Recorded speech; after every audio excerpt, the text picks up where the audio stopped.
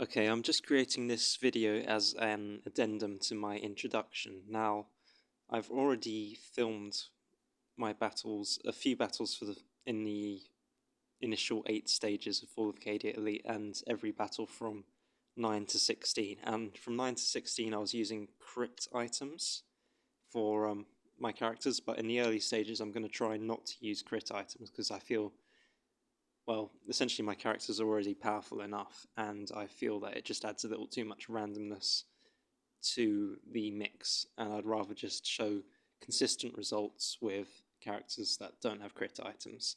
So you know that if I can do it without crit items, you definitely can with them, essentially. That's what I'm going for. Now, obviously my characters are still quite powerful. I've got Gold 1 Angrax here, for example, so it's not going to be a like-for-like comparison for a player new to the Elite campaign who's just starting out, how their experience is necessarily going to go unless they really prepare beforehand. But anyway, I'm just going to show what equipment and stats my guys have, all the guys that I'll be using in the campaign. So let's start with Angrax. I mean, I've already had him lingering on the screen long enough whilst I ramble. Nothing really to speak of. His gear isn't really that highly leveled. Shields aren't particularly important anyway. Like, the amount of times it makes a difference between life and death is probably minimal. I mean, I'll make sure that in my videos it doesn't matter anyway, so there you go. Now, the one thing I really have leveled up quite high is his passive, because it is so good, so yeah, it does make things a little awkward for me, but I'll try and negate that as much as possible. Now, let's move on to Archie. There's only Silver 2. Active and passive are high for epic, but I know people quite like Archie and they get him up to legendary and pump lots of levels into those, so those aren't, you wouldn't feel bad about getting his abilities up to those levels because they are pretty good abilities. So I'm not too fussed about the fact that they're at that level in terms of demonstrating. And we've got Harken. His abilities are pretty low level because I don't like him. Yes, he has 4 legendary stars. I know. I did that before I was really cognizant of the mistake I was making, I guess you could say. But yes, nothing spectacular there. Let's find Madus. Oh yeah, I need to take his crit item off, but it hasn't made too much of a difference so far.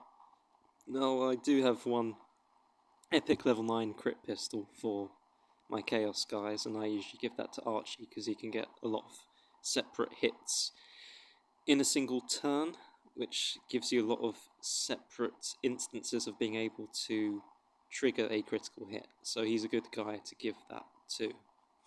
If you're wondering who you should give your best weapon to, I think Archie is probably the answer there. So yeah, anyway, very low active for Madus, and his passive, it's not great. As long as you have it, that's all you really need.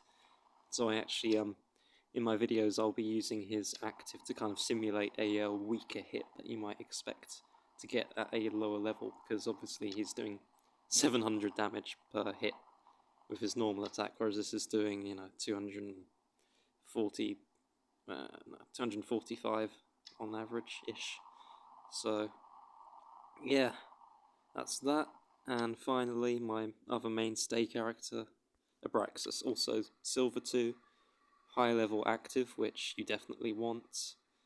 Passive is kind of whatever, doesn't really matter, and not much else to speak of with him. But I had him at Silver 1 up until maybe Battle 12?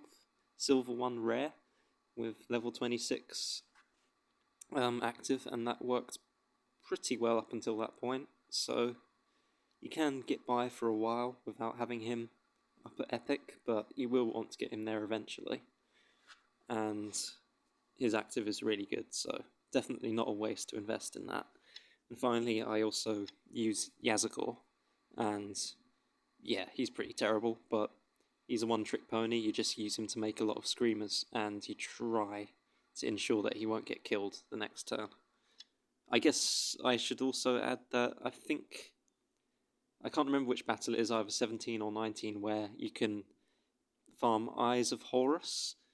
My first time through that, I did use Corrodius to get through it, and I don't think I 3-starred it, so I'm not going to recommend Corrodius, and obviously he's not farmable, so I'm going to try and avoid using him no matter what. So he's there, he's Iron 1, he's terrible, he's Corrodius, I don't care about him. And that's pretty much that for this little bit of explanation. Alright,